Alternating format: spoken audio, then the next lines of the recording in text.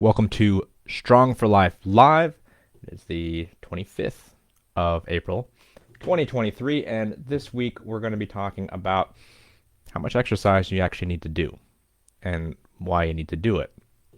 As always, though, let's start off with the big invite.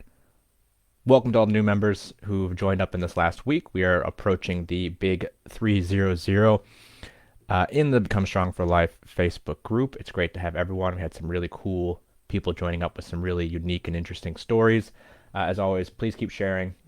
We love to see what everyone's up to and what their challenges are and wins are, and all about health and fitness trainings. That's our thing. So the more that we share, the more that we can share information, the more that we can help out. It's not always help from the coaching team, there's help from everybody in all directions, especially on the food stuff. There's a lot of great inspiration from people who are cooking up great things and mastering meal prep, but also people who are having a hard time with time management and people who are mastering it by being able to hit all their goals while on the road all the time. There's lots of cool things happening. There's a lot of really good inspiration and really good knowledge being passed around, and that's always awesome to see. Oh, we got a few more people popping into the live stream. Something else to keep in mind. Not only are we approaching the big 300, we are also behind the scenes working on something new. So it's winter here in the southern hemisphere, and is it winter? Well, it'll be winter soon enough. It's starting to feel like winter. The days are getting shorter, it's getting colder, the garden is growing slower, and we're getting to that point where people start to hibernate. And, it's natural, I get it, but it's unacceptable. We got to be active. We have to stay on track with our health and fitness, even in the cold, gloomy winter months. So there is an upcoming thing that Shawnee, Abby, and myself are working on behind the scenes. So stay tuned to hear about that. Once we have it a bit more dialed in, I'll share a little bit more. In the meantime, please sit in suspense. Now, this week there's been a lot of sharing of great recipes. Now, I'm not one for fancy cooking. I'm pretty utilitarian with what I eat. It needs to serve a function. I love peasant food, and I shared one of my favorite recipes this week that I do mostly in the winter because it involves smoked ham hock, and hock is hard to get from the grocery stores except during winter when they bring them in. So I got some ham hock this week, and I was like, finally, it's time to dial in my winter cooking. And so I like warm, wholesome dishes. And so what I like to make, especially for my breakfast, is a take on Boston baked beans. And the key to Boston baked beans is their simplicity and slow cooking. I don't have a lot of salt pork that I use, but I do use the hocks, and it adds a nice smoky flavor. And it's a very simple thing. Slow cooker, overnight. It's only like 5 ingredients, and it makes like 2 kilos of baked beans. And the serving size is about 230 grams, and you throw a couple eggs on that, and it's 30 grams of protein. It's great, tasty, great base for warm breakfast in the winter. Anyway, I shared that recipe this week, and if you're interested in learning how to cook slow cooker baked beans, go ahead and join the group. You can leave a comment, and I'll get in touch with an invite link, or you can find us on Facebook. Become Strong for Life is the name of the group. We've got a lot of recipes. I mean, Abby, being our nutrition coach, is always coming up with fun stuff like high protein Snickers bars or Snickers balls and things like that. More on the delicious treats that also fit your macros. I'm much more on the peasant food, slow cookers, stews, that kind of thing, and it all works. Like I always say, you can eat whatever you want. You just can't eat it whenever you want. And really, you can choose either style of cooking and eating and still eat like an adult if you're applying it to the framework around your goals. And that's really what's key. So lots of good recipes been popping up in the last couple weeks, so definitely hop in and try some out and let us know how you go.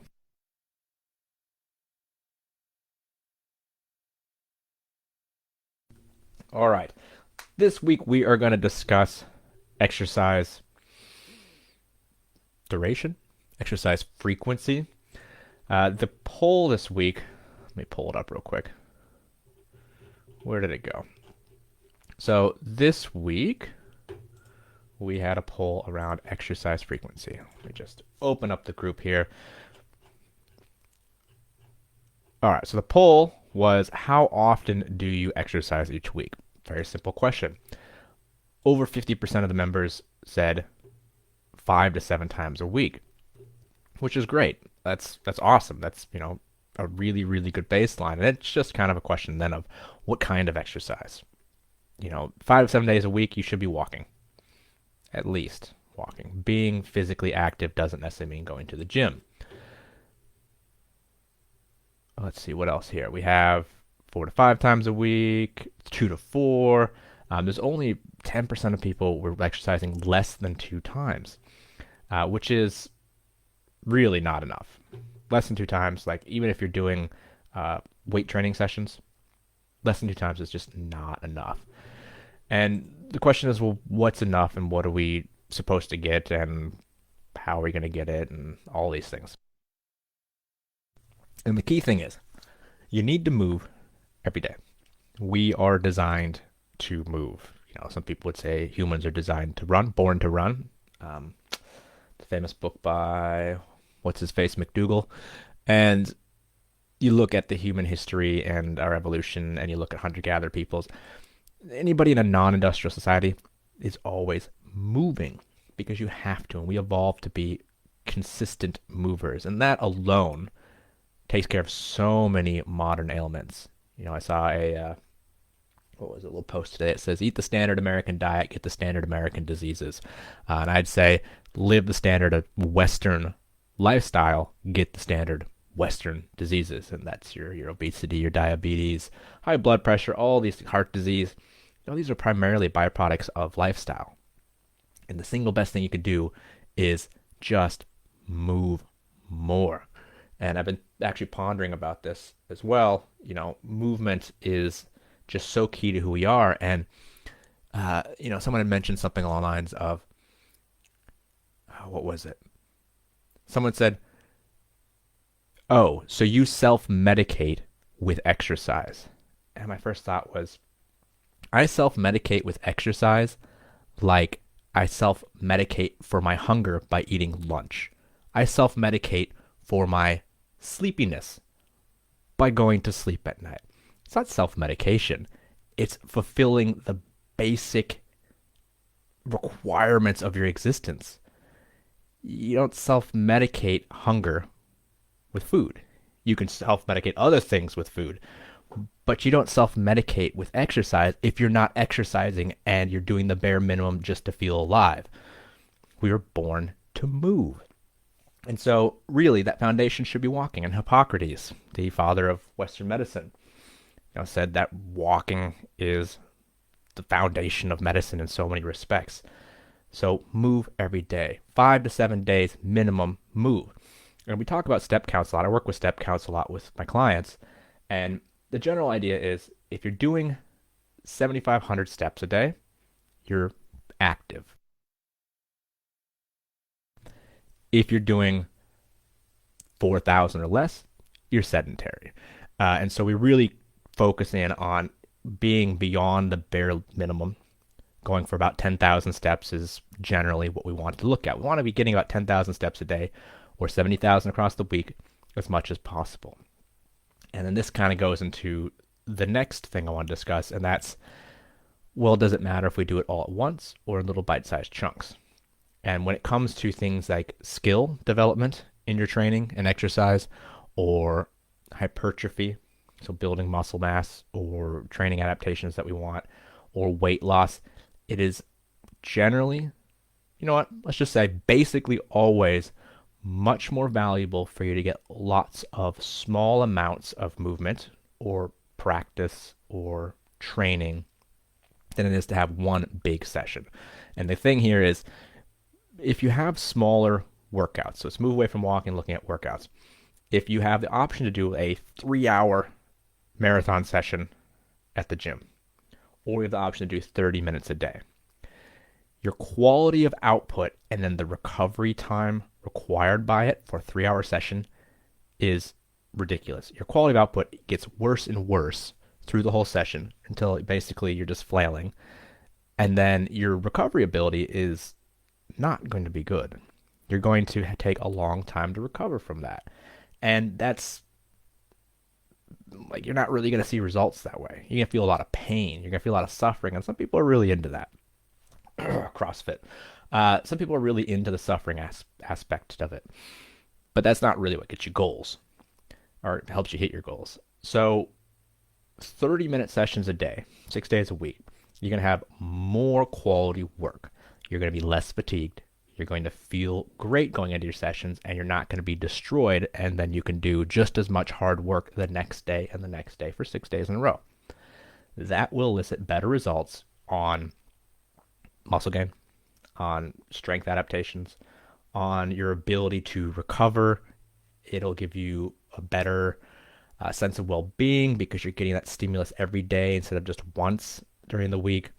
You're going to have better weight loss outcomes because what we see with these really big intense sessions is generally requires or creates a much bigger feeding response. And you see this with running too, but you're going to be very, very hungry and crave a lot of things to make up from that. And a lot of times you're not going to burn that many calories during that session, and you're going to then overdo it, which is what happens with a lot of runners.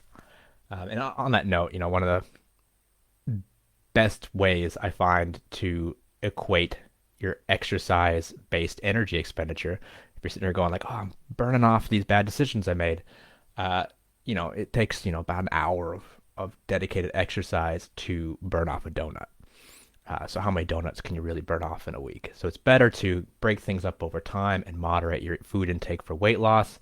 But in general, for quality of outcome, for quality of input, how good or how well can you train and how hard can you train in a session? You can do more and work harder in 30 minutes than the last 30 minutes of an hour or the last 30 minutes of a 90-minute session. So if you do 90 minutes of training, the last 30 minutes is not very high intensity, not very hard work. You're tired, so it feels harder, but the quality of work is much lower. But you could put in the same quality as that first 30 minutes every day of the week and recover well from that in most cases, or in more cases than the bigger chunks of working out. So if we look at how to break up sessions across the week, especially for time management, you don't need an hour. You don't need 2 hours at the gym. You need to walk each day. Minimum 30 minutes. And the reason I use steps as a metric for general movement is because if someone says they walk for 30 minutes, how did they walk? Did they walk fast? Did they walk slow? Did it feel fast, but they're actually walking really slow? Were they spacing off and walking in circles? Did they get distracted and smell the roses? Like, how much actual exercise is that? I don't know. If you're using Strava or some of the tracking apps, you can see. It's just easier to say, how many steps did you take?